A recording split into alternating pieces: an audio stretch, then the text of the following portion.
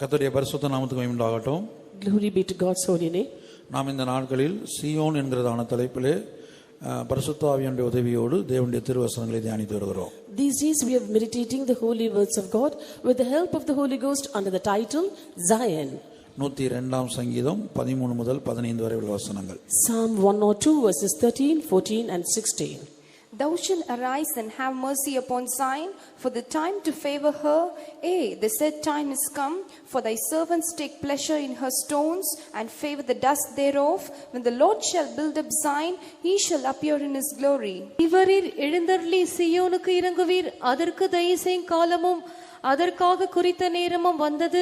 உம்முடைய ஊழியக்காரர் அதன் கல்லுகள் மேல் வாஞ்சை வைத்து அதன் மண்ணுக்கு பரிதபிக்கிறார்கள். கர்த்தர் சீயோனை கட்டி தமது மகிமையில் வெளிப்படுவார். கர்த்தருடைய பரிசுத்த நாமத்திற்கு மகிமை உண்டாகட்டும். Glory be to God's holy name. தேவ ஊழியர்கள் வாஞ்சை வைக்க வேண்டிய கற்கள் எதை காட்டுகிறது? What do the stones upon which the servants of God should take pleasure show? வெளிப்படுத்தின விசேஷம் 21ஆம் அதிகாரம் 14ஆம் வசனம். The book of Revelations chapter 21 verse 14. And the wall of the city had 12 foundations, and in them the names of the 12 apostles of the Lamb. நகரத்தின் மதிலுக்கு 12 அஸ்திபார கற்கள் இருந்தன.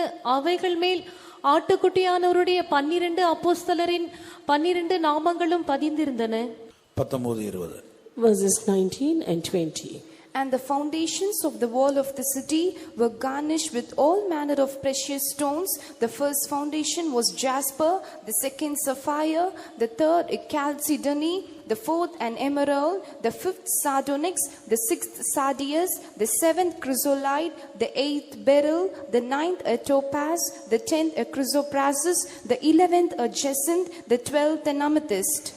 நகரத்து மதில்களின் அஸ்திபாரங்கள் சகலவித ரத்தினங்களினாலும் அலங்கரிக்கப்பட்டிருந்தன.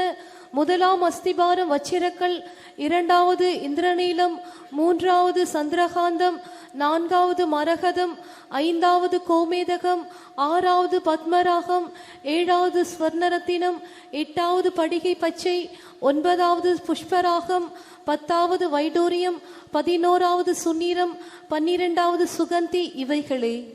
கர்த்தருடைய பரிசுத்த நாமத்திற்கு மகிமை உண்டாகட்டும். Glory be to God's holy name. 7வது கல் சொர்ண ரத்தினம் என்று நாம் வாசிக்க கேட்டோம். Now we heard that the seventh stone is chrysolite. இந்த சொர்ண ரத்தினம் என்கிற கல்லுக்கு வேத வல்லுநர்கள் கொடுத்த அர்த்தம் விசுவாசம் என்பதாகும். The meaning given for chrysolite by biblical scholars is faith.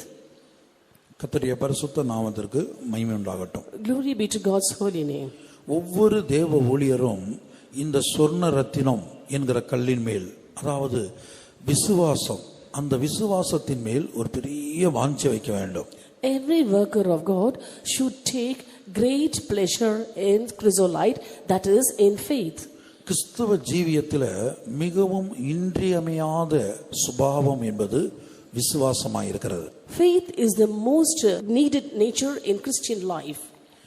அதாவது ஒரு தேவ ஊழியனுடைய வாழ்க்கையில பரிசுத்தம், தேவசித்தம், இன்னும் பல்வேறு தேவனுடைய திவ்ய சுபாவங்கள், கீழ்ப்படிதல், தாழ்மை, இன்னும் பல்வேறு சீயோனுக்குரிய பல்வேறு சுபாவங்கள் உருவாவதற்கு, அதை பெற்றுக்கொள்வதற்கு அடிப்படை தேவை இந்த விசுவாசம். This faith is most essential in the life of a worker of God to gain or receive other natures of God like holiness, doing the will of God and being humble and obedient and so on.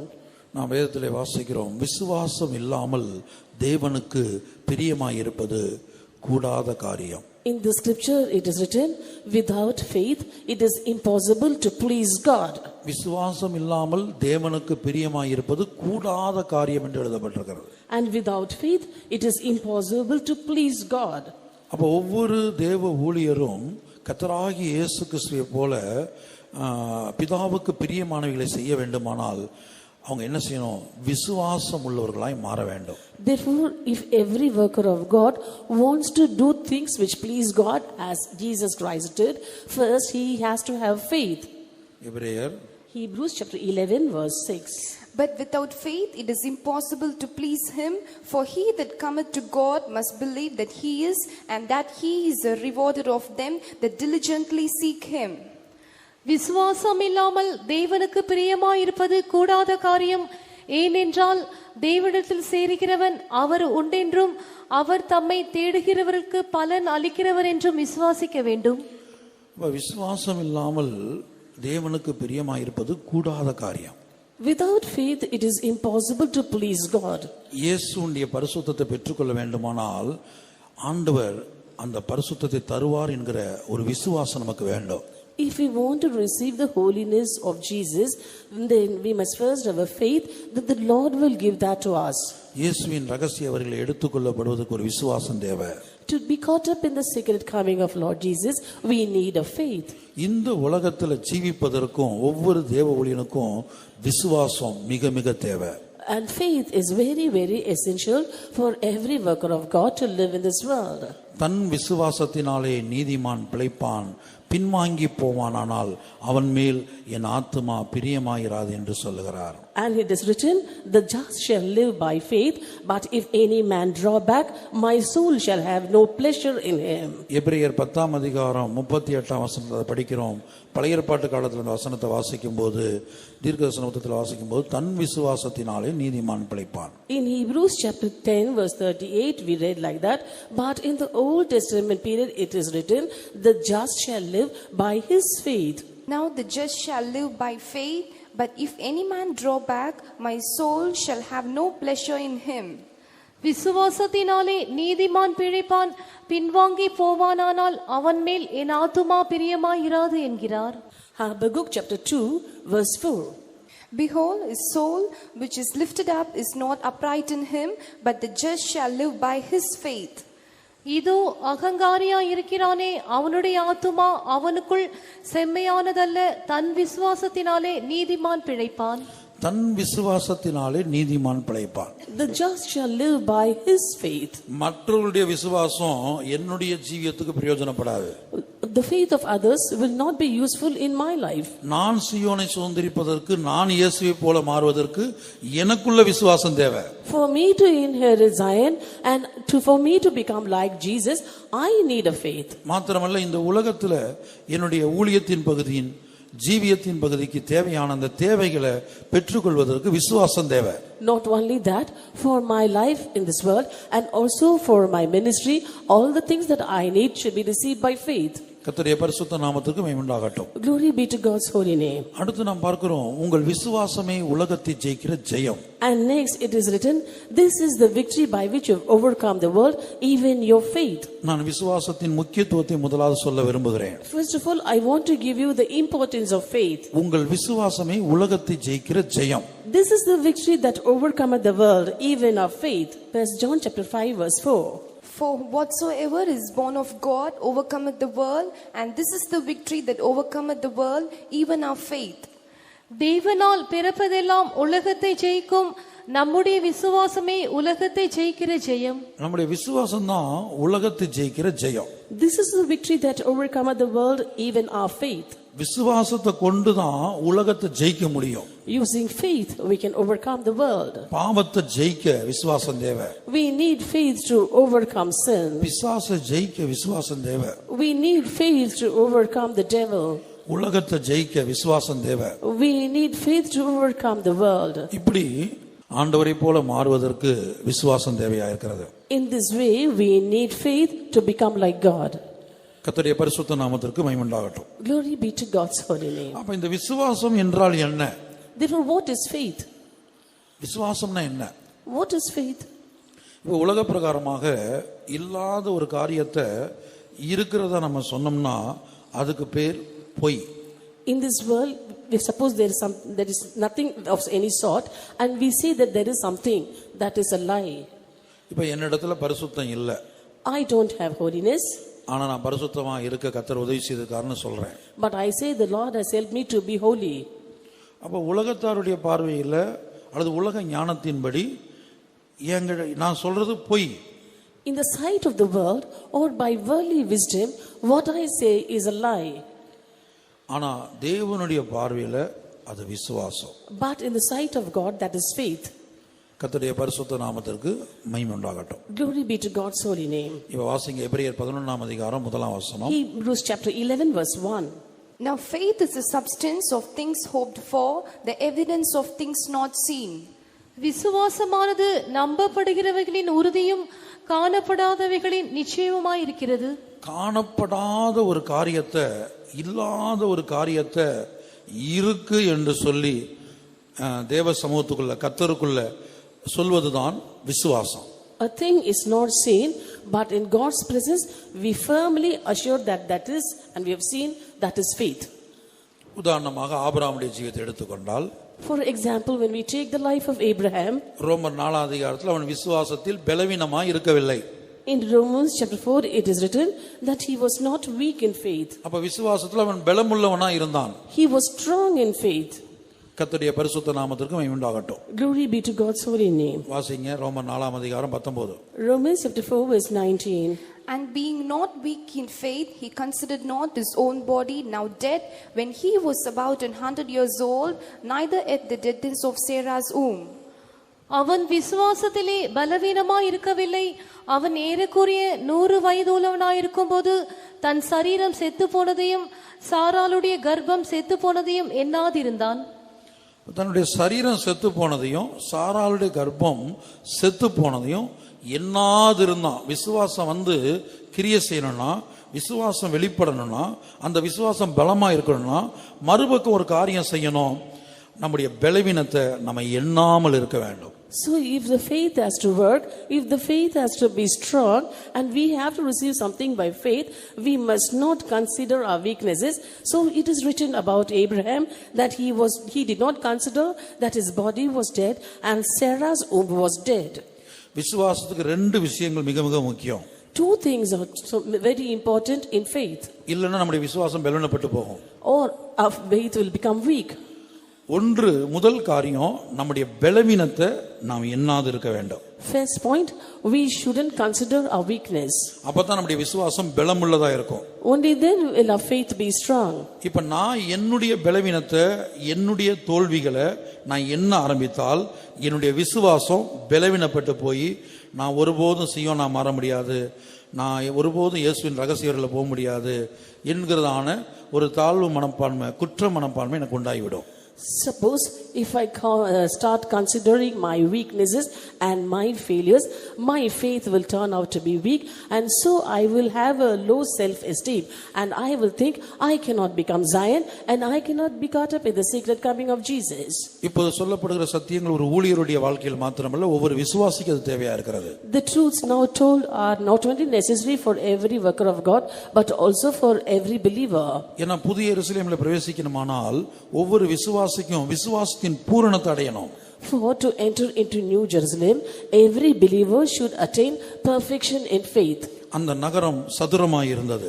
That city was full square. அந்த புதிய எருசலேமை குறித்து அந்த நகரம் சதுரமாய் இருந்தது என்று படிக்கிறோம். About New Jerusalem we read that the city was four square. அதுல ஒரு பக்கம் விசுவாசத்தின் பூரணத்தை காட்டுகிறது.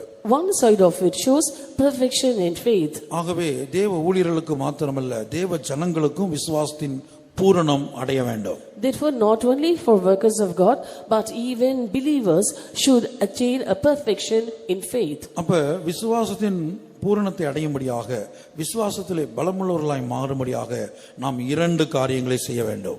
So we ought to do things to become perfect in faith and also to be strong in faith. ஒன்று, நம்முடைய பலவீனத்தை நாம் எண்ணாமல் இருக்க வேண்டும். First, we should not consider our weakness.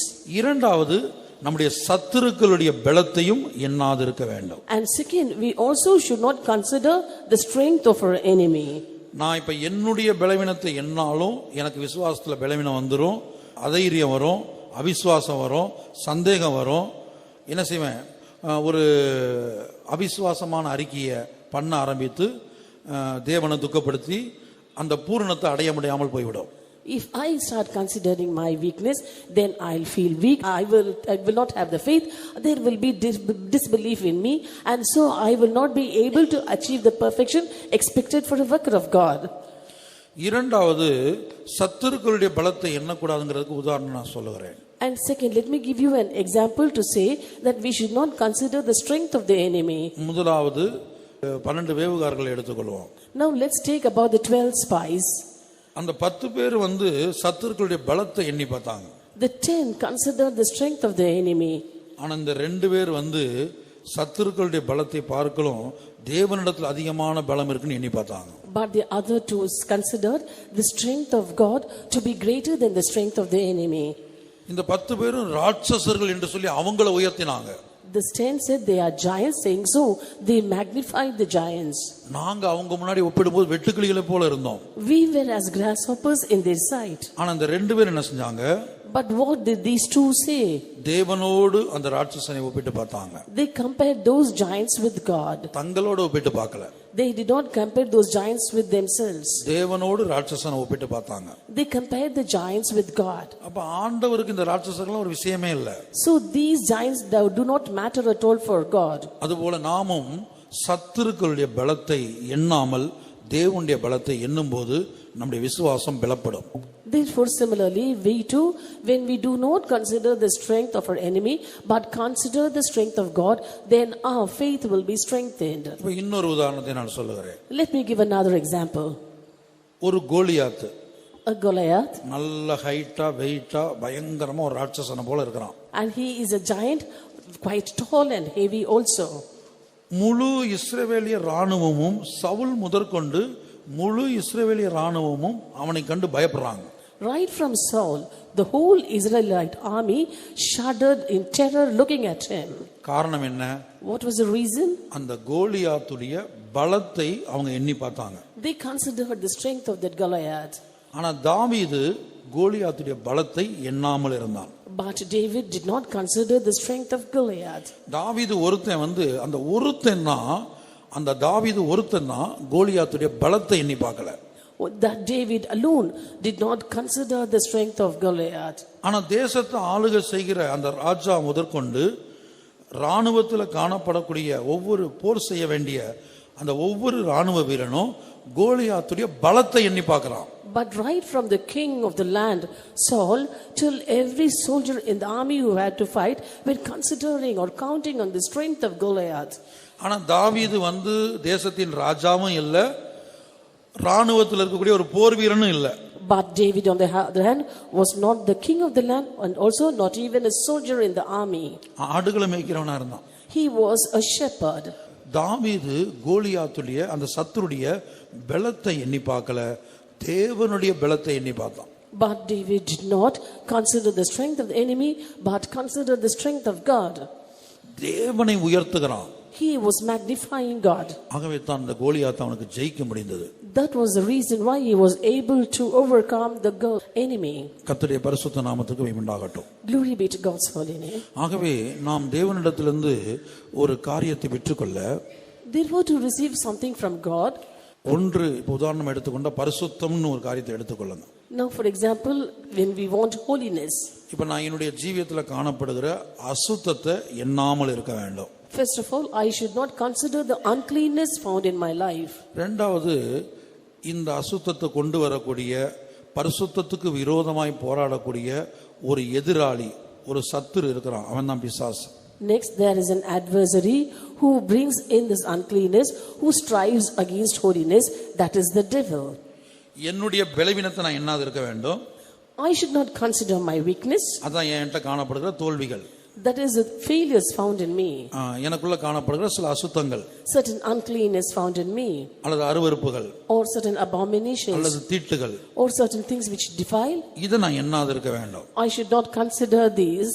இரண்டாவது, இதை என்னுடைய ஜீவியத்தில் கொண்டு வரக்கூடிய அந்த எதிராளியாகிய பிசாசு, அவனுடைய பலத்தை நான் எண்ணாது இருக்க வேண்டும். Second, I should not consider the strength of the adversary, the devil, who brings all these failures in my life. இப்ப எதை எண்ண வேண்டும்? Then what should I consider? என்னுடைய பலவீனத்தையும் எண்ணாது இருக்க வேண்டும். I should not consider my weakness. சத்துருடைய பலத்தையும் எண்ணாது இருக்க வேண்டும். I should not consider the strength of the adversary. அப்ப நான் எண்ண வேண்டியது என்ன?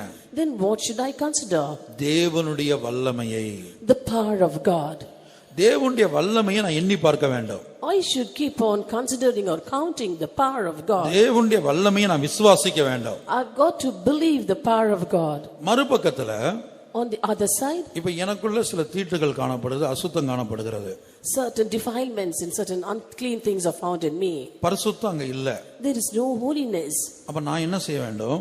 What should I do then? என்னிடத்துல இல்லாத பரிசுத்தத்தை இருக்கிறதாக எண்ண வேண்டும். And the holiness which is not in me, I've got to consider that I've got those things in me. அதுபோலதான் ஒவ்வொரு காரியம். Similar for everything. இப்ப நான் ஒரு வியாதி படுக்கையில இருக்கிறேன். Suppose I'm in sick bed. ஒரு பயங்கரமான ஒரு விஷக்காய்ச்சல் வருகிறதுன்னு வைத்துக் கொள்ளுங்க.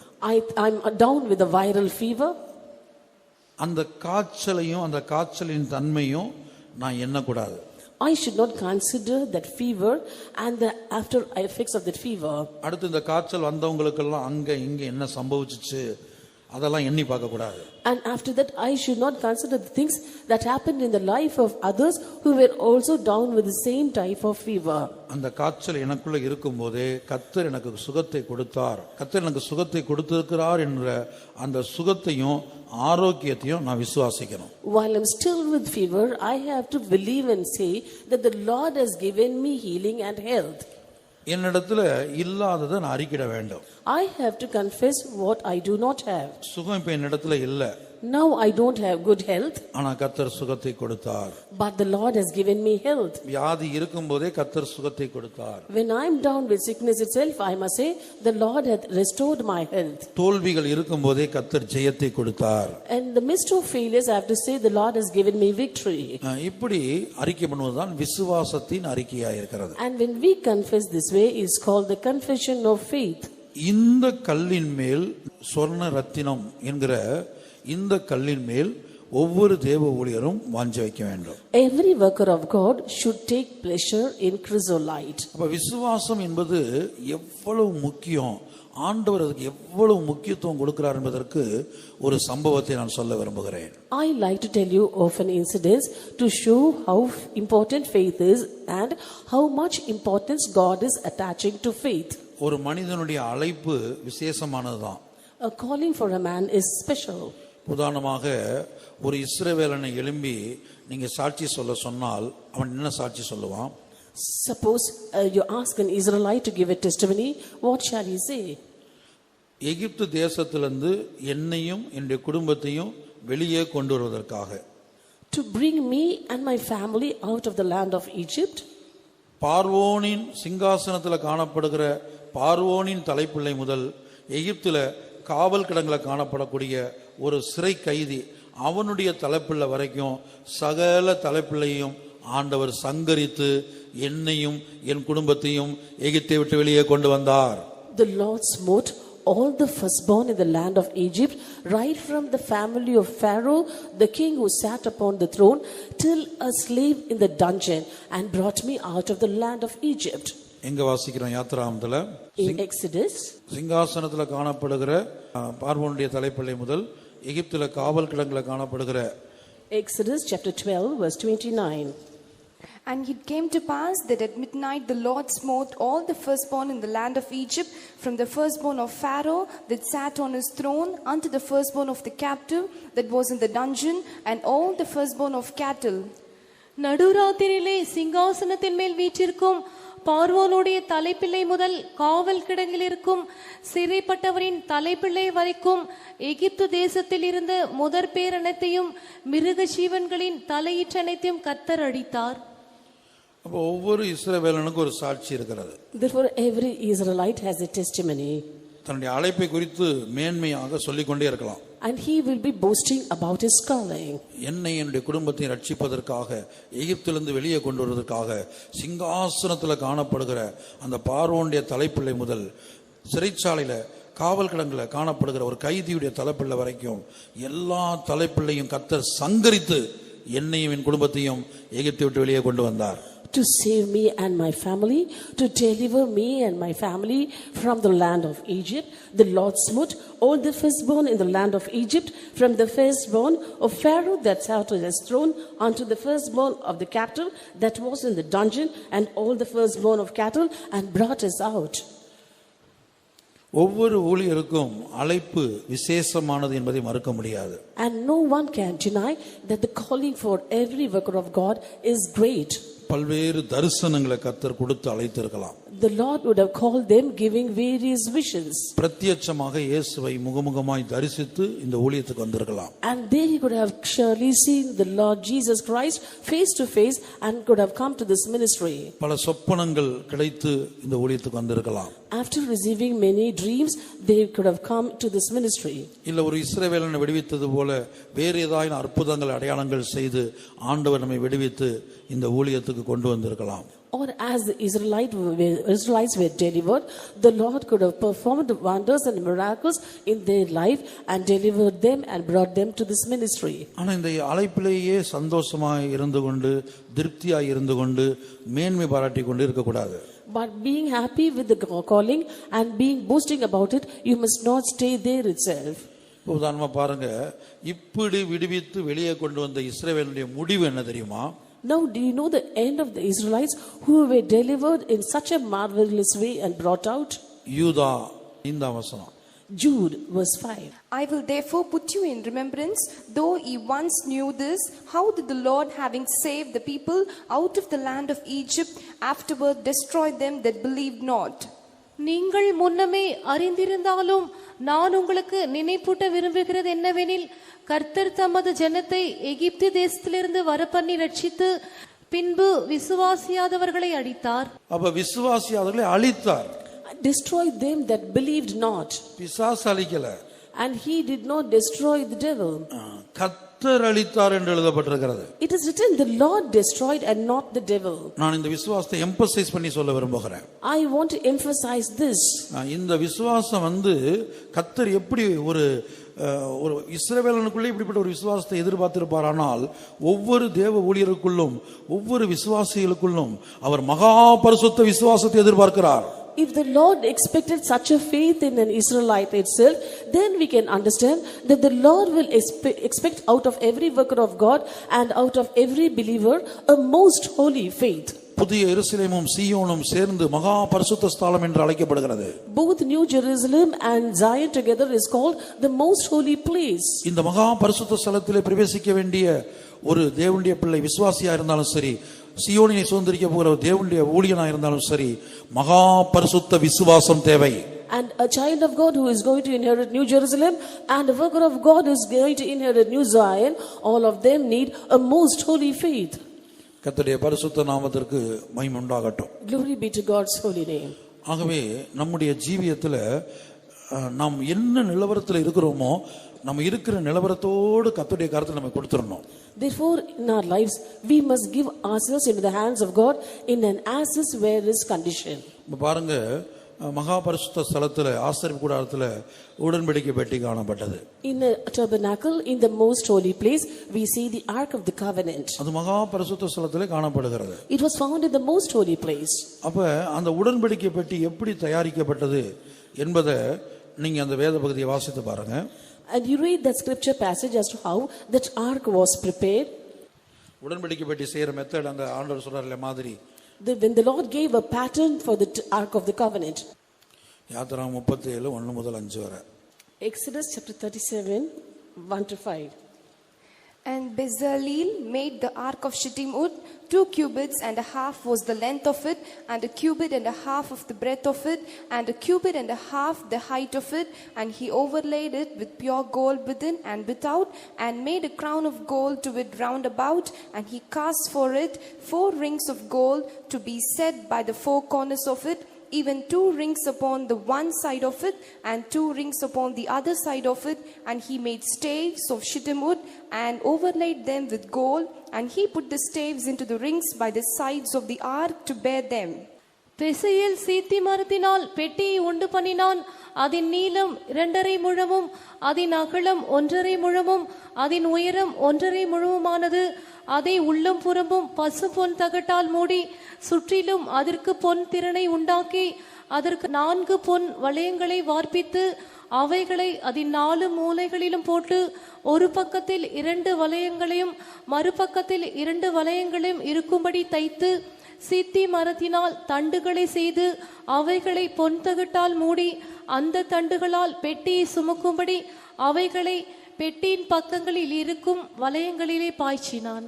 கர்த்தருடைய பரிசுத்த நாமத்துக்கு மகிமை உண்டாகட்டும். Glory be to God's holy name. இப்போ இது எதுக்கு நான் சொல்ல வந்தேன்னு சொன்னா, ஆசரிப்பு கூடாரம் உண்டாக்க ஆண்டவர் மாதிரியை கொடுத்தபோது, When the Lord gave a pattern of the ark to be made, எகிப்திலிருந்து இவங்க என்னெல்லாம் கொண்டு வந்தாங்களோ, all the things that they brought out of Egypt, எகிப்தியர்கள் ஜனங்கள் கொள்ளையிட்டார்கள் என்று படிக்கிறோம். we see that they spoiled the Egyptians. எகிப்தியர்களை இஸ்ரவேல் ஜனங்கள் கொள்ளையிட்டு இந்த பொருள் எல்லாம் அவங்க எகிப்திலிருந்து கொண்டு வர்றாங்க.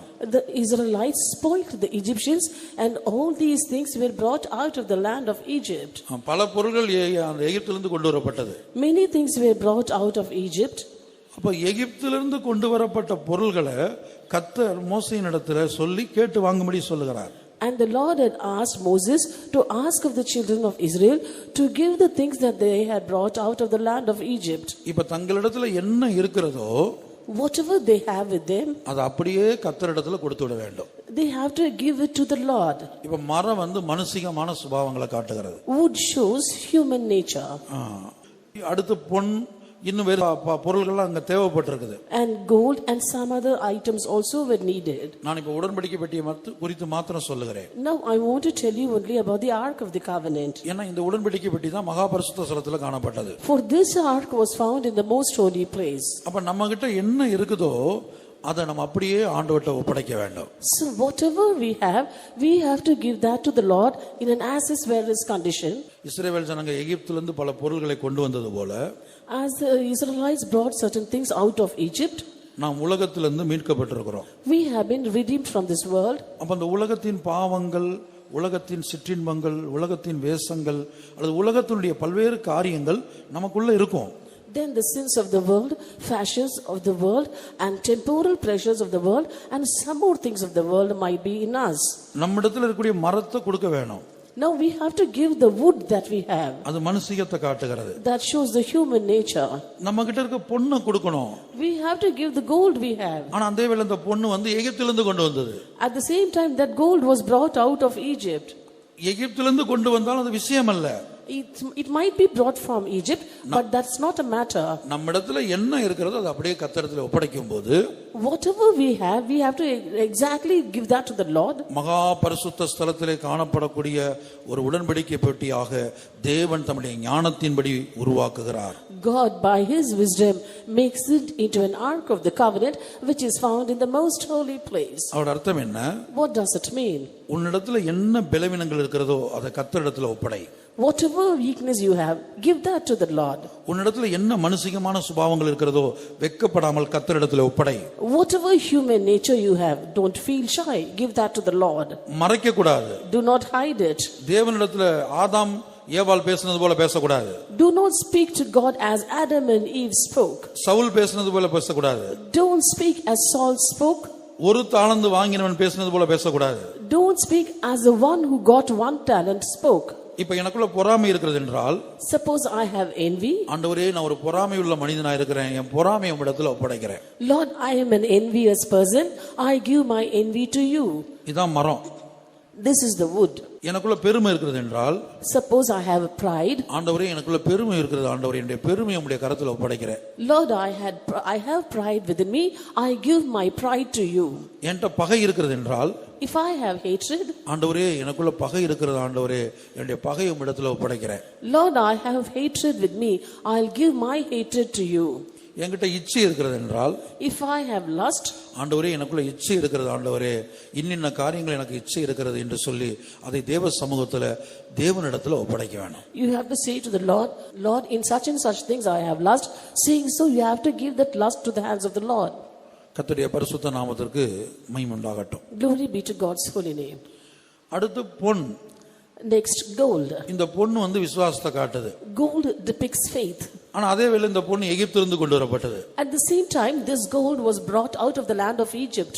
கர்த்தருடைய பரிசுத்த நாமத்துக்கு உண்டாகட்டும். Glory be to God's holy name. அப்ப உலக பிரகாரமான காரியங்களின் மேல விசுவாசம், There is a faith towards worldly things, அல்லது பாவத்தின் மேல விசுவாசம், or a faith towards sin, அல்லது பிசாசின் மேல விசுவாசம். or a faith over devil. அதென்ன பாவத்தின் மேல விசுவாசம்? What a faith over sin? இந்த பாவத்தை என்னால் ஜெயிக்கவே முடியாது, I cannot overcome this sin. இந்த பாவத்தில் என்னால் விடுதலை பெற்றுக்கொள்ளவே முடியாது, I can never get a deliverance from this sin. இந்த பாவத்தை என்னால் மேற்கொள்ளவே முடியாது. I can never overcome this sin. தாவீது சொன்னது போல, As David said, என்றைக்காயிலும் ஒரு நாள் நான் சவுலின் கையில் செத்து போவேன். one day I shall die at the hands of Saul. 1 Samuel 27:1, 1 Samuel chapter 27:1. 27:1. And David said in his heart, I shall now perish one day by the hand of Saul. There is nothing better for me than that I should speedily escape into the land of the Philistines, and Saul shall despair of me to seek me any more in any coast of Israel. So shall I escape out of his hand. பின்பு தாவீது, நான் எந்த நாளிலாகிலும் ஒரு நாள் சவுலின் கையினால் மடிந்து போவேன்.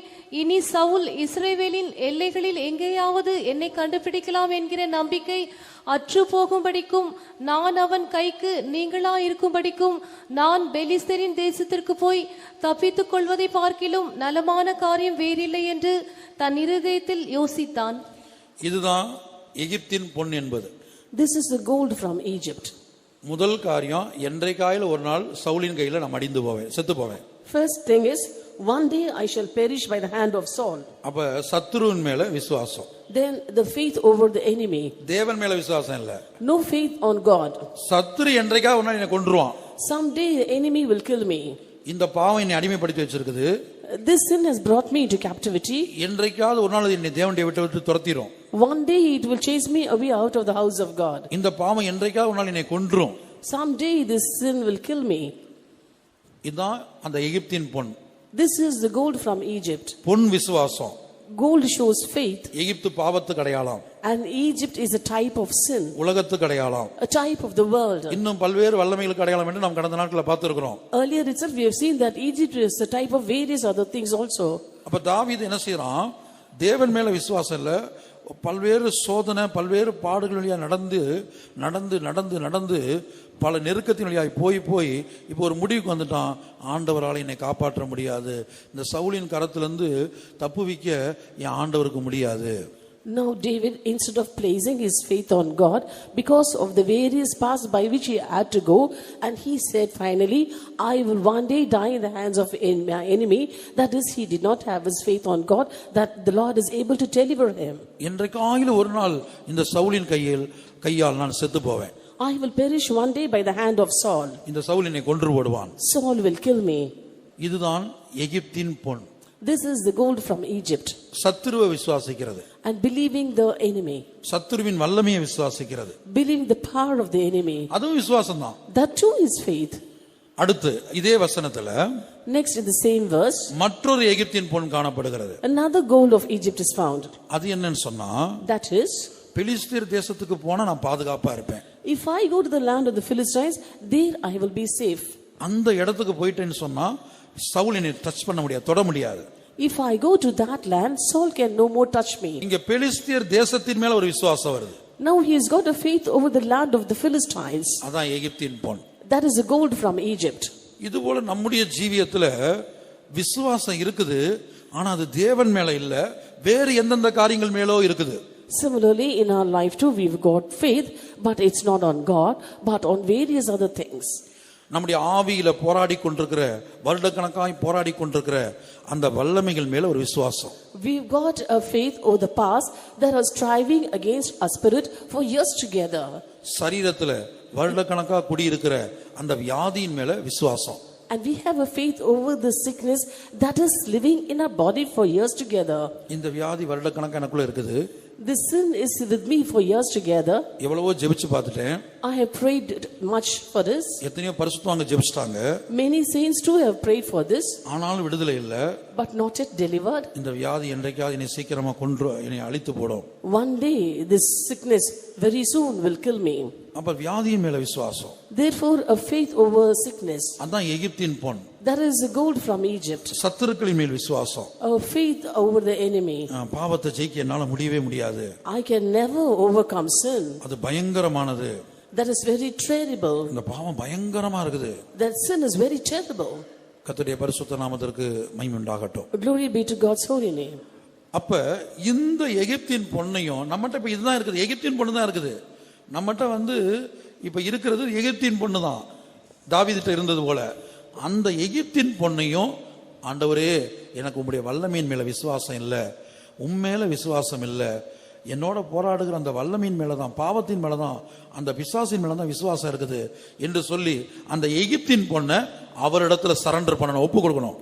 Now the faith that we have is the gold in Egypt as David had, but now we have to give this gold to God, saying, Lord, I don't have faith in you, I don't have faith in your power, I have faith in the power of the enemy only. Saying, so we got to give that gold into the hands of God. கர்த்தருடைய பரிசுத்த நாமத்திற்கு மகிமை உண்டாகட்டும். Glory be to God's holy name. நம்மிடத்துல என்ன இருக்கிறதோ, whatever we have, அதான் இயேசு கேட்கிறார், that's what Jesus says. உன்னிடத்தில் என்ன இருக்கிறது? What do you have? உன்னிடத்தில் என்ன இருக்கிறது? What is there with you? 5 அப்பங்கள் 2 மீன் துண்டு.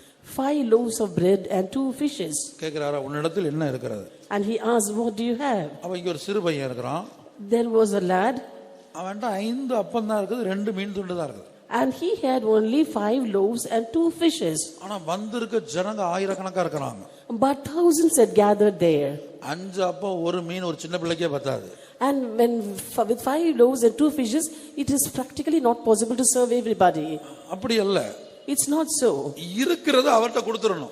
We have to give to him what we have. அது அவர் கைக்கு போகும்போது, when it goes to his hands, அவர் தொடும்போது, when he touches it, அது பல்லாயிரக்கணக்கான ஜனங்களுக்கு பசியை போர்க்கக்கூடியதாய், தாகத்தை தீர்க்கக்கூடியதாய், ஜீவனை உண்டாக்கக்கூடியதாய் மாறிவிடும். And it will be able to satiate the hunger of thousands, quench the thirst of thousands, and give life to thousands. இப்ப நம்மை பார்த்து ஆண்டவர் கேட்கிறார், உன்னிடத்தில் என்ன இருக்கிறது? Looking unto us, the Lord asks now, what do you have? இப்ப நம்ம ஒவ்வொருத்தட்டையும் 5 அப்பமும் 2 மீன் தான் இருக்குது. Every one of us might say, we've got 5 loaves and 2 fishes. நம்ம ஒவ்வொருத்தட்டையும் என்ன இருக்குது? What do each of us have? இங்க உட்கார்ந்து இருக்கிற ஒவ்வொருத்தட்டையும், இந்த வார்த்தைகளை கேட்கிற ஒவ்வொருத்தட்டையும் 5 அப்பம் 2 மீன். Those who are seated here, who are listening to these words, each of us have got 5 loaves and 2 fishes. இந்த 5 அப்பம் மனிதனுடைய ஐம்புலன்களை காட்டுகிறது. These 5 loaves show the 5 senses of men. இந்த 2 மீன்ங்கிறது, ஒரு மீன் ஆவியை காட்டுது, இன்னொரு மீன் ஆத்மாவை காட்டுது. And out of the 2 fishes, one shows the spirit and the other the soul. அப்ப நம்முடைய ஐம்புலன்கள்ல தோல்வி. So failure in all the 5 senses. கண்களின் இச்சை. And lust of the eyes. அடுத்து மாம்சத்தின் இச்சை. Next, lust of the flesh. ஜீவனத்தின் பெருமை. Pride of life. ஐம்புலன்களின் தோல்வி. Failure in all the 5 senses. கண்கள்ல தோல்வி. Failure in the eye. செவிகள்ல காதுகள்ல தோல்வி. Failure in the ears. பேசுற வார்த்தைகள்ல தோல்வி. Failure in words of the mouth. கேட்கிற அந்த காரியங்களையும் அந்த செவிகளையும் தோல்வி. And in failure in the things that we listen. அதுக்கப்புறம் மொத்த சரி சுவாசிக்கிறது, அதுக்கப்புறம் மொத்த சரீரத்திலும் தோல்வி. And totally in everything, in breathing and in the whole body we face failure. ஒரு மீன் ஆவி. One fish is spirit. அதுல சிந்தை இருக்கிறது. There is the mind. சிந்தையில தோல்வி. There is failure in the mind. மாம்ச சிந்தை மரணம். To be carnally minded is death. கர்த்தருடைய பரிசுத்த நாமத்துக்கு உண்டாகட்டும். Glory be to God's holy name. அதுபோல ஆவியில காணப்படுகிற ஒவ்வொரு பாத்திரத்திலும் தோல்வி. Similarly, we face failure in all the vessels in the spirit. ஆத்மாவுல காணப்படுகிற ஒவ்வொரு பாத்திரத்திலும் தோல்வி. And failure in all the vessels in the soul. இப்ப நம்ம தோல்வி உள்ள ஒரு 5 ஐம்புலன்கள், அடுத்து தோல்வி உள்ள ஒரு ஆவி, ஒரு ஆத்மா. Now 5 senses with failures and a spirit and soul which is also facing failure. உன்னிடத்தில் என்ன இருக்கிறது? What do you have? அதான் ஆண்டவர் கேட்கிறார். That's what the Lord asks. இல்லாததை உருவாக்கி இப்ப எனக்கு கொடுக்க முடியாது. And I cannot give anything that I do not have. இப்ப எனக்கு மாம்ச சிந்தை இருக்குது. Now I have carnal mind. இந்த மாம்ச சிந்தை ஆவியின் சிந்தையாக, கிறிஸ்துவின் சிந்தையாக எனக்கு நானே உருவாக்கி கொள்ள முடியாது. I cannot convert my carnal mind into a spiritual mind or the mind of Christ. இந்த மாம்ச சிந்தை எப்படி மாற வேண்டும்? How should this carnal mind change? ஆவியின் சிந்தையா மாறணும். It should change as a spiritual mind. இது கிறிஸ்துவின் சிந்தையா மாறணும். It should become like the mind of Christ. இது மனுஷருக்கு ஏற்ற சிந்தையா இப்ப இருக்குது, அது தேவனுக்கு ஏற்ற சிந்தையா மாறணும். Now it is a mind after men, but now it should change as a mind after God. பேதுருவை பார்த்து கர்த்தர் சொல்லுகிறார், நீ மனுஷருக்கு தேவனுக்கு ஏற்றவைகளை சிந்தியாமல் மனுஷருக்கு ஏற்றவைகளை சிந்திக்கிறாய். Looking unto Peter, the Lord says, thou savorest not the things of God but of men. எனக்கு பின்னாங்க போ சாத்தானே. Get thee behind me, Satan. அப்ப பேதுருக்குள்ள இருந்த சிந்தை என்ன சிந்தை? Therefore, what was the thought in the mind of Peter? தேவனுக்கு ஏற்றவைகளை சிந்திக்கக்கூடிய சிந்தை இல்ல. He could not think as God thinks. மனுஷருக்கு ஏற்றவைகளை சிந்திக்கக்கூடிய சிந்தை தான் இருந்துச்சு. He had a thought as men think. அந்த சிந்தை ஆண்டவர் என்ன செய்றார்? ஆண்டவருடைய கரத்துல சரண்டர் பண்ணும்போது, ஒப்பு கொடுக்கும்போது அதை தேவனுக்கு ஏற்ற சிந்தையாய் மாற்றுகிறார். பேதுருடைய வாழ்க்கையில அப்படி மாற்றினார். And if you surrender that mind into the hands of God, He changes that mind as to the mind of God, and He did the same thing in the life of Peter also. அப்ப நமக்கு ஒரு விசுவாசம் தேவை. Therefore we need a faith. என்னிடத்துல என்ன இருக்கிறதோ அதை அப்படியே ஆண்டவர்ட்ட கொடுக்கிறேன். அவர் என்ன செய்வாரு? அதை மகா பரிசுத்த ஸ்தலத்துல காணப்படக்கூடிய உடன்படிக்கை பெட்டியாக அவருக்கு மாற்ற முடியும். Whatever I have, I will give it as it is to the Lord, and it is possible for Him to make it as an ark which is to be found in the most holy place. பொண்ணு எகிப்தின் பொண்ணு தான். The gold is the gold from Egypt. ஆனா கர்த்தருடைய கரத்துக்கு போகும்போது அது பரிசுத்தமாக்கப்படுகிறது. But when it goes to the hands of the Lord, it is being sanctified. அதான் மத்தேயுல இயேசு சொல்லுகிறார். That's what Jesus says in Matthew. பொன்னா அதை பரிசுத்தமாக்குகிற பலிபீடமா? Is it gold or the altar which sanctifies it? எது முக்கியம்? Which is important? மத்தேயு 23:17. Chapter 23 verse 17. Ye fools and blind, for whether is greater the gold or the temple that sanctifieth the gold? மதிகேடரே குருடரே, எது முக்கியம்? பொன்னை பரிசுத்தமாக்குகிற தேவாலயமோ? பொன்னை பரிசுத்தமாக்குற தேவாலயமோ? Is it gold or the temple that sanctifieth the gold? அடுத்து காணிக்கையை பரிசுத்தமாக்குற பலிபீடமோ? Or next, is it the gift or the altar that sanctifieth the gift? எது முக்கியம்? Which is important? இப்ப நீங்களும் நானும் கொடுக்கிற காணிக்கை எல்லாம் முக்கியம். The offerings of the gift that you and I give are not important. நம்ம நினைக்கிற நம்ம கொடுக்கிற காணிக்கை தான் முக்கியம்னு. We think that the gift that we give is important. இல்ல. No. அந்த காணிக்கை கர்த்தருடைய கரத்துல, ஆசாரியனுடைய கரத்துல வரும்போது அதில் உள்ள தீட்டுகள் அகற்றப்பட்டு அது பரிசுத்தமாக்கப்படுகிறது. When the offerings or the gifts are taken to the hands of the priest, that's defiling things are being removed and it's being sanctified there in his hands. கிறிஸ்து தம்மையே சுகந்த வாசனையாகவும் காணிக்கையாகவும் பலியாகவும் ஒப்பு கொடுத்தார் என்று எபேசியர்ல படிக்கிறோம். In Ephesians we read that Christ offered himself as a sweet savor and an offering and gift unto the Lord. எபேசியர் 5:2. Ephesians chapter 5 verse 2. And walk in love as Christ also had loved us and had given himself for us an offering and a sacrifice to God for a sweet smelling savor. கிறிஸ்து நமக்காக தம்மை தேவனுக்கு சுகந்த வாசனையான காணிக்கையாகவும் பலியாகவும் ஒப்புக்கொடுத்து நம்மில் அன்பு கூர்ந்தது போல நீங்களும் அன்பிலே நடந்து கொள்ளுங்கள். இயேசுவை போல அன்பிலே நடந்து கொள்ளுங்கள் என்று சொல்லப்பட்டிருக்கிறது. It is written we have to walk in love as Jesus. இயேசு தம்மையே காணிக்கையாக கொடுத்தார். Jesus gave himself as an offering. அதுபோல ஒவ்வொரு தேவ ஊழியரும் தம்மையே காணிக்கையாக கொடுத்திருக்கிறோம். And similarly every worker of God also have given ourselves as offerings. இது ஊழியர்களுக்கு மாத்திரமல்ல, ஜனங்களும் இப்படி நடந்து கொள்ளுங்கள் என்று எபேசு சபை விசுவாசிகளுக்கு தான் எழுதுறாரு. This is not only meant for the workers of God, but he writes to the Ephesian believers that the people also should walk like this. இப்ப நான் என்னையே ஆண்டவருக்கு காணிக்கையா கொடுத்துட்டேன்னு சொல்லி பெருமைப்படுவதற்கோ என்னை உயர்த்துவதற்கோ மேன்மை பாராட்டுவதற்கோ ஒண்ணும் இல்ல. So telling myself that I am giving myself as an offering, I need not take pride or boast about myself. அப்ப நான் என்ன காணிக்கையா கொடுத்திருந்தாலும், even though I have given myself as an offering, இந்த காணிக்கையை பார்க்கலும் இந்த காணிக்கையை பரிசுத்தமாக்குகிற பலிபீடம் தான் விசேஷமாக இருக்கிறது. better is the altar which sanctifieth the offering than the offering. பொன்னை பார்க்கலும் பொன்னை பரிசுத்தமாக்குகிற தேவாலயம் தான் விசேஷமாக இருக்கிறது. better than the gold is the temple which sanctifieth the gold. கர்த்தருடைய பரிசுத்த நாமத்துக்கு மகிமை உண்டாகட்டும். Glory be to God's holy name. ஆகவே இந்த பொன் எகிப்தின் பொன்னா இருந்தாலும், Therefore, the gold might be the gold from Egypt. அதுல பயன்படுத்தப்பட்ட பல பொருட்கள் எகிப்திலிருந்து கொண்டு வரப்பட்டாலும் Many things used in that might be brought from Egypt. கர்த்தருடைய கரத்துக்கு அது போகும்போது When it goes to the hands of the Lord, அவர் அதை தொடும்போது when he touches it, அந்த 5 அப்பங்களும் 2 மீன்களும் அநேகருடைய பசியை போக்கினது போல as those 5 loaves and 2 fishes were able to satiate the hunger of many, இந்த பொன், இந்த மரம், இந்த பொருள்கள்லாம் கர்த்தருடைய கரத்தில் போகும்போது அல்லது கர்த்தர் கட்டளையிட்டபடி காரியங்கள் செய்யும்போது அது மகா பரிசுத்த ஸ்தலத்திலே ஒரு விலையேற பெற்ற பொருளாக மாற்றப்பட்டது. this wood and gold and various other items went into the hands of the Lord, or when it was fashioned according to the pattern given by the Lord, it turns about to be a very valuable thing in the most holy place.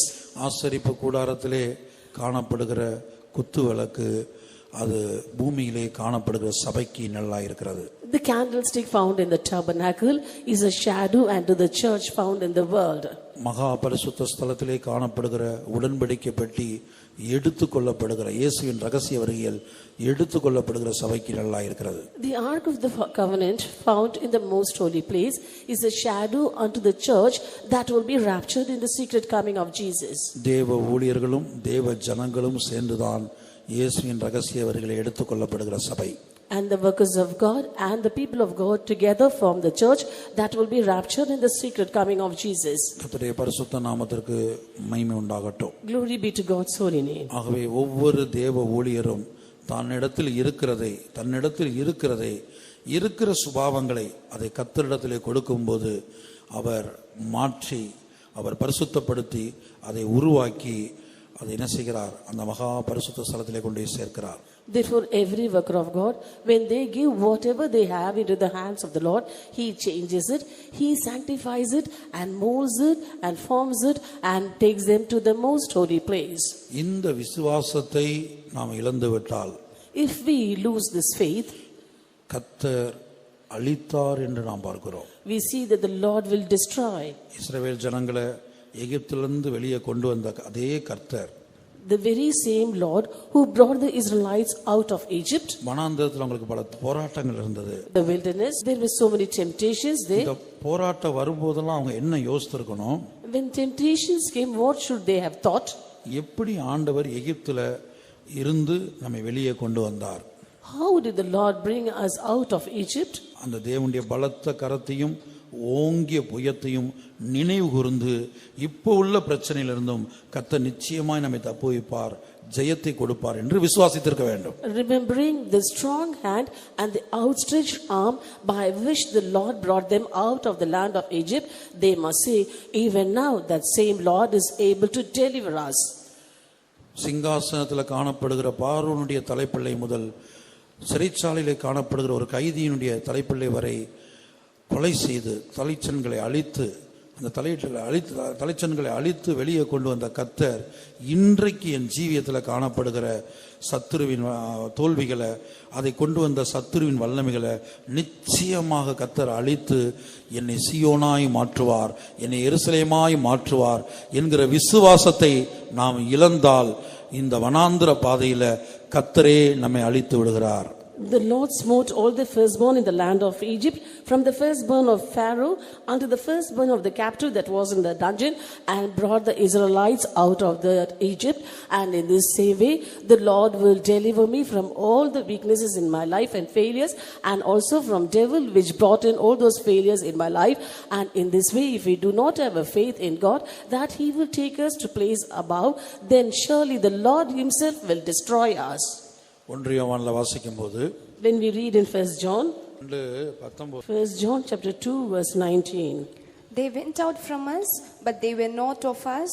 For if they had been of us, they would no doubt have continued with us. But they went out that they might be made manifest that they were not all of us. அவர்கள் நம்மை விட்டு பிரிந்து போனார்கள், ஆகிலும் அவர்கள் நம்முடையவர்களாய் இருக்கவில்லை. நம்முடையவர்களாய் இருந்தார்களானால் நம்முடனே நிலைத்திருப்பார்களே. எல்லாரும் நம்முடையவர்கள் அல்லவென்று வெளியாகும்படிக்கு பிரிந்து போனார்கள். அப்போஸ்தல ஊழியத்திலிருந்து பிரிந்து போனவங்களை குறித்து எழுதுறார். he writes about those who got separated from the apostolic ministry.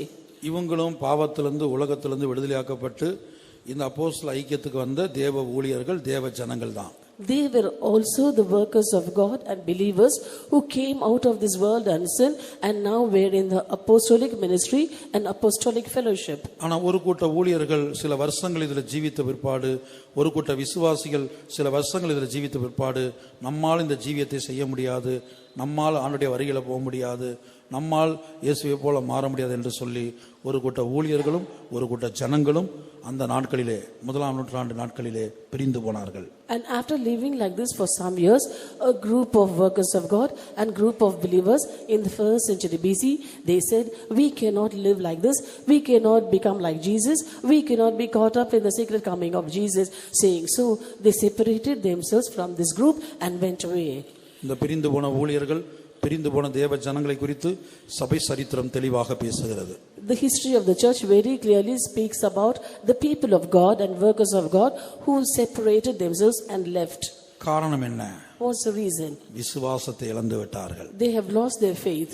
விசுவாசத்தை இழந்து விட்டபடினால் இதில் நிலைத்திருக்க முடியவில்லை. Because they lost their faith, they could not abide here.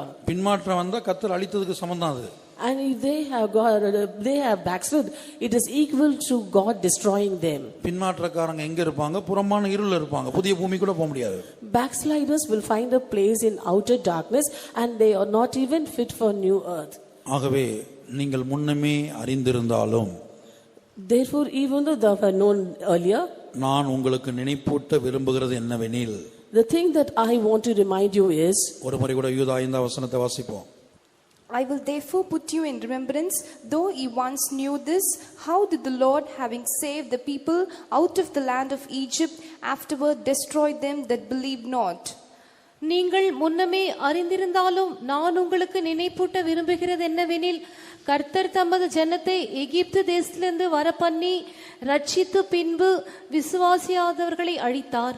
ரட்சித்து பின்பு விசுவாசியாதவர்களை அழித்தார். He saved the people, afterward destroyed them that believed not. கர்த்தருடைய பரிசுத்த நாமத்துக்கு மகிமை உண்டாகட்டும். Glory be to God's holy name. ஆகவே ஒரு பெரிய விசுவாசம் நமக்கு தேவையா இருக்கிறது. Therefore we need a great faith. அந்த சொர்ண ரத்தினம் என்கிற அந்த கல்லின் மேல், இப்படிப்பட்ட ஒரு மேன்மையான மகா பரிசுத்தமான விசுவாசத்தின் மேல் ஒவ்வொரு ஊழியர்களும் தங்களுடைய வாஞ்சையை வைக்க வேண்டும். Every worker of God should take pleasure in his chrysolite or on that most holy faith. இப்படிப்பட்ட மகா பரிசுத்தமான விசுவாசம் உடனடியாக கிடைத்து விடாது. Instantly or immediately we cannot receive that most holy faith. சில வேளை அவிசுவாசங்கள் கடந்து வரலாம். At times disbelief might come. விசுவாசத்திலே தோல்விகள் வரலாம். We might face failure in faith. விசுவாசத்திலே பலவீனங்கள் உண்டாகலாம். We might be weakened in faith. ரோமர் 14:1, Romans chapter 14 verse 1. அங்கே விசுவாசத்தில் பலவீனம் உள்ளவர்களை குறித்து படிக்கிறோம். There we see of the people who were weak in faith. Him that is weak in the faith receive ye, but not to doubtful disputations. விசுவாசத்தில் பலவீனமுள்ளவனை சேர்த்துக் கொள்ளுங்கள், ஆனாலும் அவனுடைய மன ஐயங்களை குற்றமாய் நிர்ணயிக்காமல் இருங்கள். விசுவாசத்தில் பலவீனம் உள்ளவனை சேர்த்துக் கொள்ளுங்கள். And him that is weak in faith receive. அப்ப இந்த விசுவாசத்தின் பலவீனம் ஒரு தேவ ஊழியருக்கும் வரலாம். So certain workers of God also might go weak in faith. இயேசுவோடு காணப்பட்ட அப்போஸ்தலர்கள், இயேசுவோடு இருந்த நாட்கள்ல, இயேசு கூடவே நடமாடின நாட்கள்ல விசுவாசத்துல பலவீனம் உள்ளவர்களாய், and disciples of Jesus who were with Jesus, who walked with Jesus and was along with Jesus all the while too, at times they turned weak in faith. ஒரு இடத்துல சொல்றார், எங்களுடைய விசுவாசத்தை வர்த்திப்பிக்க பண்ண வேண்டும், அது வர்த்திக்கும்படியாக பெருகும்படியாக நீர் உதவி செய்ய வேண்டும் என்று கேட்டுக்கொண்டார். He was asking, you have to increase our faith or multiply our faith. கர்த்தருடைய பரிசுத்த நாமத்துக்கு மகிமை உண்டாகட்டும். Glory be to God's holy name. அதுபோல விசுவாசத்தின் குறைவுகள் வரலாம். There might be weakness or shortcomings in faith. விசுவாசத்தின் பலவீனம் உள்ளவர்களாய் ஊழியர்கள் காணப்படலாம். Workers of God also might turn weak in faith. அதற்காக சோர்ந்து போக வேண்டிய அவசியம் இல்லை. And for that cause we need not be weary. அதைரியப்பட வேண்டிய அவசியம் இல்லை. We need not be discouraged. கலங்க வேண்டிய அவசியம் இல்லை. We need not be troubled. பயப்பட வேண்டிய அவசியம் இல்லை. We need not fear. ஆண்டவரே, உம்முடைய அதே விசுவாசத்தை எனக்கு தாரும். Lord, give me the same faith that you have. அந்த தேவகுமாரனுடைய விசுவாசத்தை எனக்கு தாரும். Give me the faith of the Son of God. Luca 17:5. Luke chapter 17 verse 5. And the apostles said unto the Lord, increase our faith. அப்பொழுது அப்போஸ்தலர் கர்த்தரை நோக்கி எங்கள் விசுவாசத்தை வர்த்திக்க பண்ண வேண்டும் என்றார்கள். எப்பொழுது? 4 வசனம் வாசிங்க. Read verse 4. If he trespass against thee 7 times in a day, and 7 times in a day turn again to thee, saying, I repent, thou shalt forgive him. And the apostle said unto the Lord, increase our faith. அவன் ஒரு நாளில் 7 தரம் உனக்கு விரோதமாய் குற்றம் செய்து 7 தரமும் உன்னிடத்தில் வந்து நான் மனஸ்தாபப்படுகிறேன் என்று சொன்னால் அவனுக்கு மன்னிப்பாயாக என்றார். அப்பொழுது அப்போஸ்தலர் கர்த்தரை நோக்கி எங்கள் விசுவாசத்தை வர்த்திக்க பண்ண வேண்டும் என்றார்கள். இந்த இடம் மாத்திரம் இல்லை, இன்னொரு இடத்துலையும் கூட ஏதோ ஒரு ஆவியை துரத்தும்படியாக அவங்க முயற்சித்து தோல்வி அடைகிறாங்க. அப்போ அவங்க அந்த பெற்றோர் வந்து இயேசுனிடத்தில் சொல்கிறாங்க, உங்களுடைய சீசர்களால் இது கூடாமல் போயிற்று, இதுவும் ஓகே, அப்போ விசுவாசம் பெருக வேண்டும். And here also it's enough that we have to increase in faith. அதாவது அப்போஸ்தலருக்கு அந்த நாட்களில் விசுவாசம் குறைவா இருந்துச்சுங்கிறதுக்காக தான் இந்த எக்ஸாம்பிள்ஸ் கொடுக்குறேன். I'm giving you an example so that you might understand. In those days itself, apostles also turned weak in faith at times. வாசிங்க மத்தேயு 17:15 முதல். Matthew chapter 17 verse 15 onwards. Lord, have mercy on my son, for he is lunatic and sore vexed. For oft times he falleth into the fire, and oft into the water. And I brought him to thy disciples, they could not cure him. Then Jesus answered and said, O faithless and perverse generation, how long shall I be with you? How long shall I suffer you? Bring him hither to me. And Jesus rebuked the devil, and he departed out of him, and the child was cured from that very hour.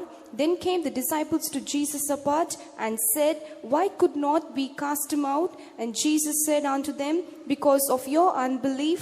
For verily I say unto you, if we have faith as a grain of a mustard seed, ye shall say unto this mountain, Remove hence to yonder place, and it shall remove, and nothing shall be impossible unto you. Howbeit this kind goeth not out but by prayer and fasting. And while they abode in Galilee. ஆண்டவரே, என் மகனுக்கு இரங்கும், அவன் சந்திரரோகியாய் கொடிய வேதனைப்படுகிறான், அடிக்கடி தீயிலும் அடிக்கடி ஜலத்திலும் விழுகிறான். அவனை உம்முடைய சீஷர்களிடத்தில் கொண்டு வந்தேன், அவனை சொஸ்தமாக்க அவர்களால் கூடாமற் போயிற்று என்றான். இயேசு பிரதியுத்தரமாக, விசுவாசம் இல்லாத மாறுபாடுள்ள சந்ததி, எதுவரைக்கும் நான் உங்களோடு இருப்பேன்? எதுவரைக்கும் உங்களிடத்தில் பொறுமையாயிருப்பேன்? அவனை என்னிடத்தில் கொண்டு வாருங்கள் என்றார். இயேசு பிசாசை அதட்டினார், உடனே அது அவனை விட்டு புறப்பட்டது. அந்நேரமே அந்த இளைஞன் சொஸ்தமானான். அப்பொழுது சீஷர்கள் இயேசுவினிடத்தில் தனித்து வந்து, அதை துரத்திவிட எங்களால் ஏன் கூடாமற் போயிற்று என்று கேட்டார்கள். அதற்கு இயேசு, உங்கள் அவிசுவாசத்தினாலே தான். கடுகு விதை அவ்வளவு விசுவாசம் உங்களுக்கு இருந்தால் நீங்கள் இந்த மலையை பார்த்து இவ்விடம் விட்டு அப்புறம் போ என்று சொல்ல அது அப்புறம் போ. உங்களால் கூடாத காரியம் ஒன்றுமிராது என்று மெய்யாகவே உங்களுக்கு சொல்லுகிறேன். இந்த ஜாதி பிசாசு ஜெபத்தினாலும் உபவாசத்தினாலுமே அன்றி மற்ற எவ்விதத்தினாலும் புறப்பட்டு போகாது என்றார். இங்கே இயேசுவோடு கூட இருந்த அந்த அப்போஸ்தலர்களுக்கு பல்வேறு சந்தர்ப்பங்கள்ல விசுவாசத்தின் குறைவு, அவிசுவாசம், விசுவாசத்தின் பலவீனங்கள் வந்ததை நாம் பார்க்கிறோம். We here see that the disciples who were always with Jesus, at many circumstances they did not have faith. At times their faith was weak, and at times their faith had staggered.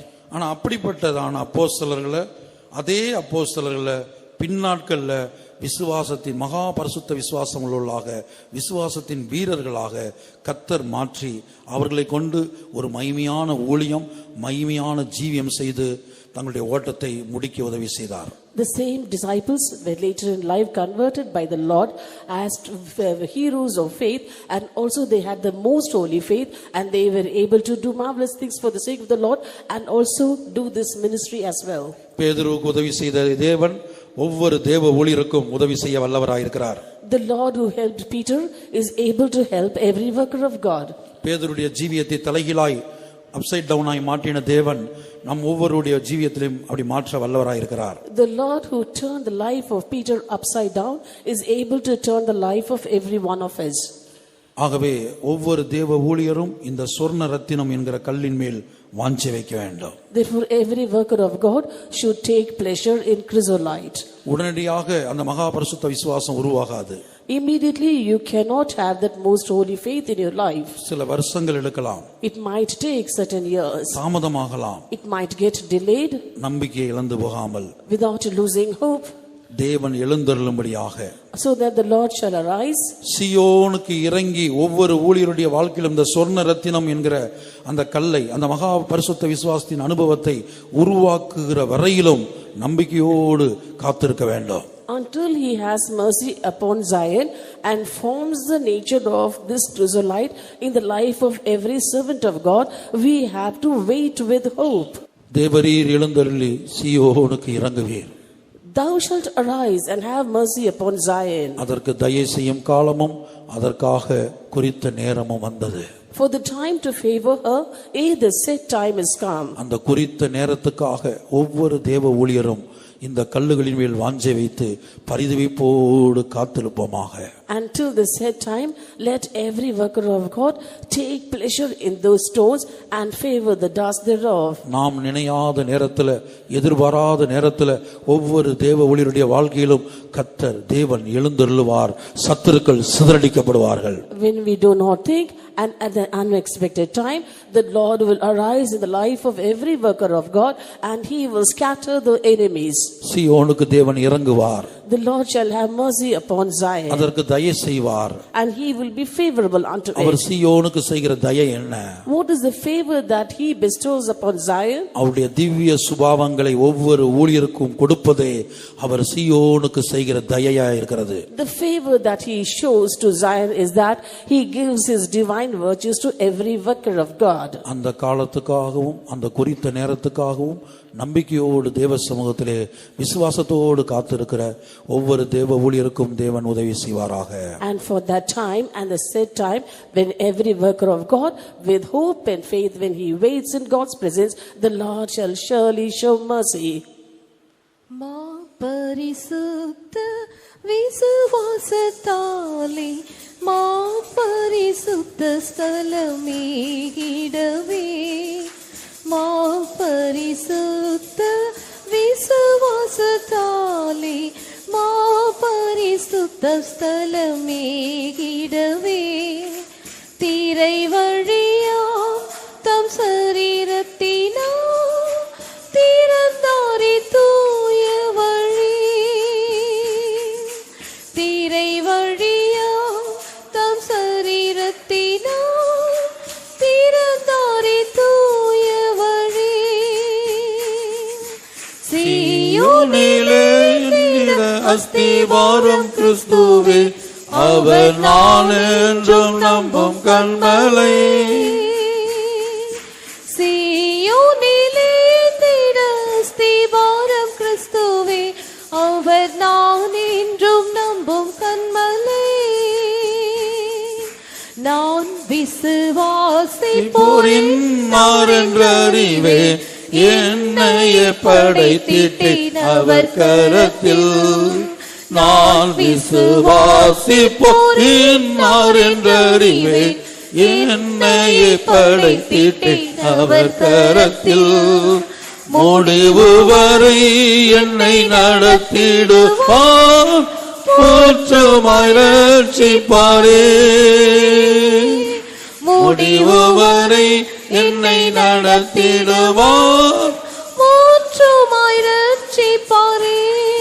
நான் விசுவாசிப்போரின் மாறென்றறிவே, என்னையே படைத்திட்டேன் அவர் கரத்தில். நான் விசுவாசிப்போரின் மாறென்றறிவே, என்னையே படைத்திட்டேன் அவர் கரத்தில். முடிவு வரை என்னை நடத்திடுவார், போற்றமாய் ரட்சிப்பாரே. முடிவு வரை என்னை நடத்திடுவார், போற்றமாய் ரட்சிப்பாரே. முடிவு வரை என்னை நடத்திடுவார், போற்றமாய் ரட்சிப்பாரே.